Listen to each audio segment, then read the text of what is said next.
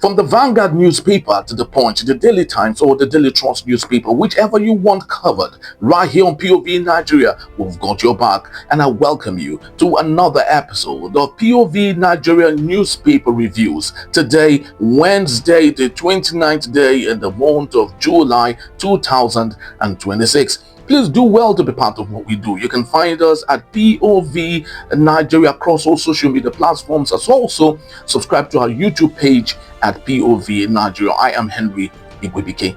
Let's get it started.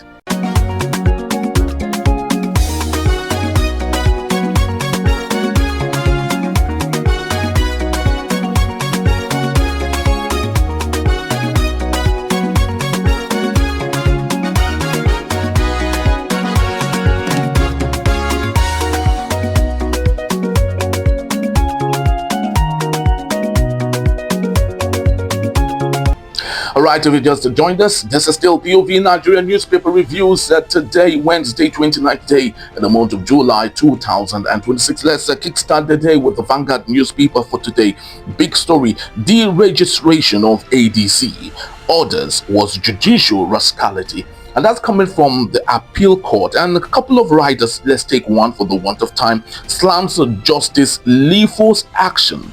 Verdict connected grave miscarriage of justice, and that's coming from ADC. 2027 polls must be won at ballot and not in court, and that's coming from Atiku Abubakar. I think I'd love to say congratulations to the appeal court for thwarting what Justice Lifo has done, and not just we say congratulations, to the appeal court, but I think, in all sincerity, as someone who truly believes in prosperous Nigeria, I think Justice Lifo, should face the NJC. I think it's quite important. So we would set precedents on why people should not take the law into their hands, because we should not debase the judiciary.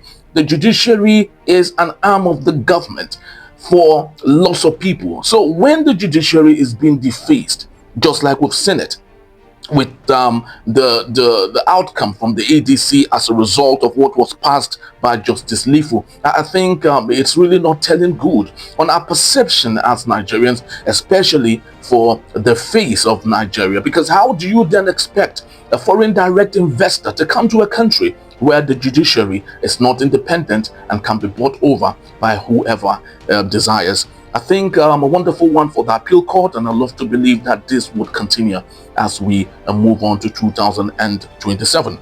We have yet again one of the biggest stories we have. We have a picture of what seems to be a Sheyi Makinde having a wonderful time on an aircraft, as we have it that Oyo receives 2 surveillance aircraft to boost security. It's good to have 2 aircrafts to boost the security. But would that solve the big problem, or would that actually ameliorate the burning issue that we have? And what is the burning issue? The burning issue is socio-economic problems. The reason people go into crime is not just because they love going into crime. It's because of the inherent problems that they have.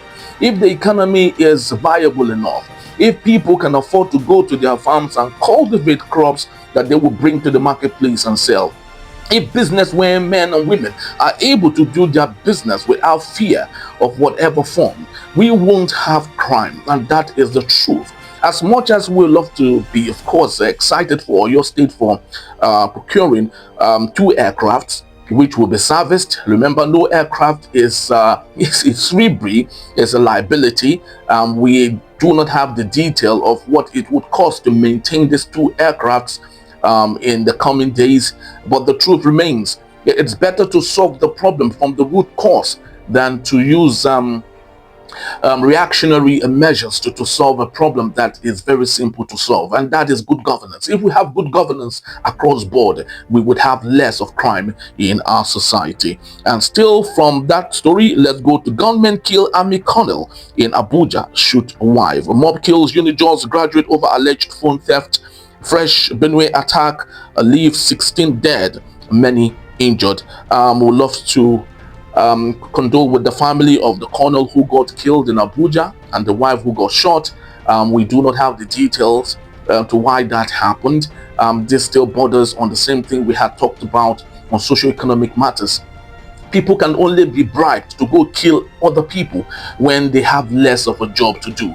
If a man who is employed, who is self-employed, who has money to himself, who has more than enough disposable income for himself and his family, no one can bribe such a person or coerce such a person to go kill or take the life of another person.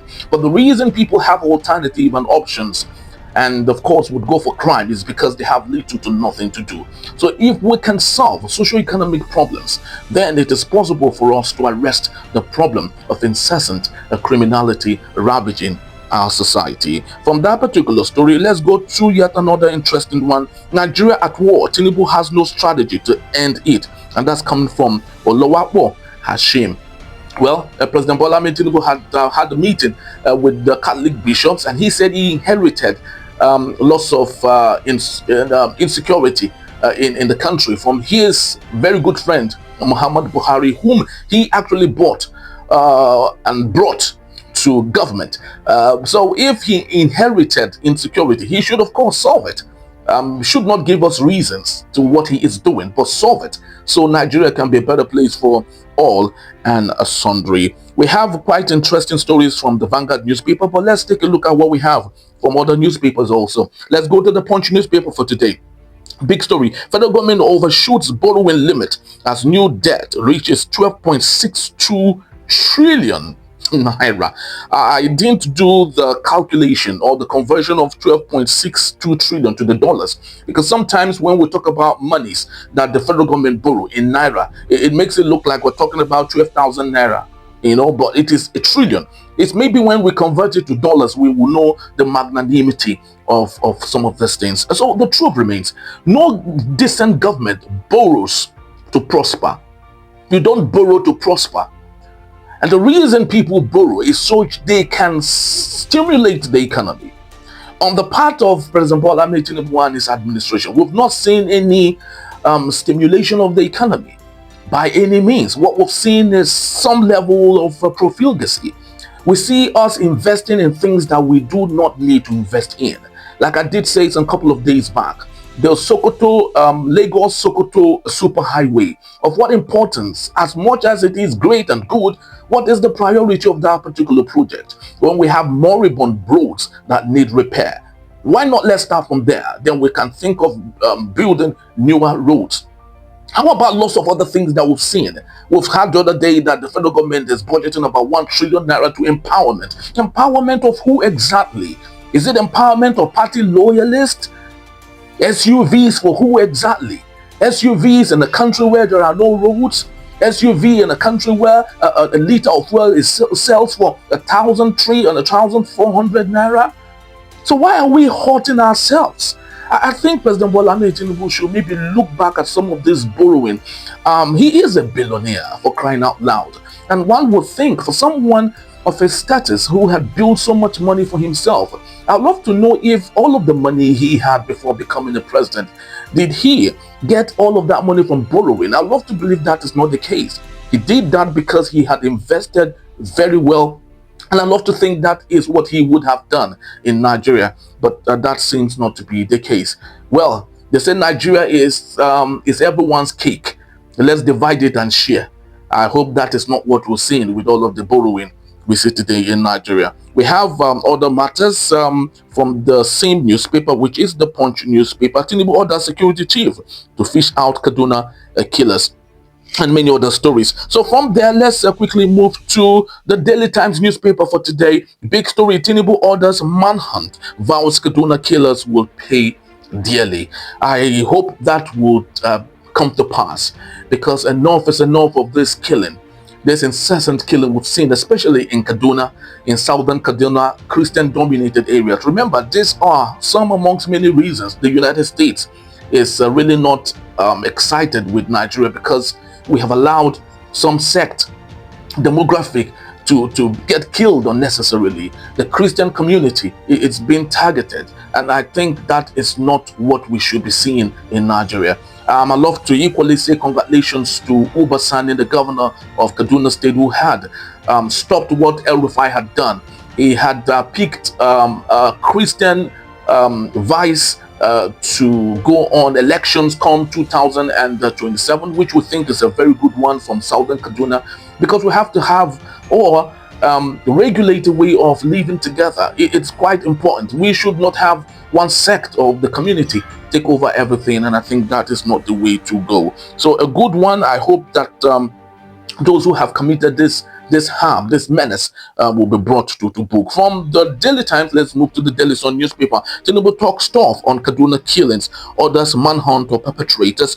Benue months as government kill 15 at Uboju community. On the top strip, Oyo receives a 2 surveillance aircraft to boost security. And on the bottom strip, we have outrage as mob rapes a toucher, 34-year-old mother of 6 in Enugu. That's so barbaric, if you ask me, and I think something should be done about it. Wike welcomes Fubara back to Rainbow Coalition. Father and son feud. Well, they know how to settle themselves. A lot of people would say a nemesis is always there for us. If you did not get the position the way you should have gotten it, don't expect anything good from it. And that remains the truth. If really democracy should be what it should be, then we should practice it the way it should be. And whatever you get in return, you should not cry foul. That's all we have for our newspaper reviews today. Please do well to follow us across all social media platforms at POV Nigeria. I am Henry. Have yourself a splendid day. Bye-bye.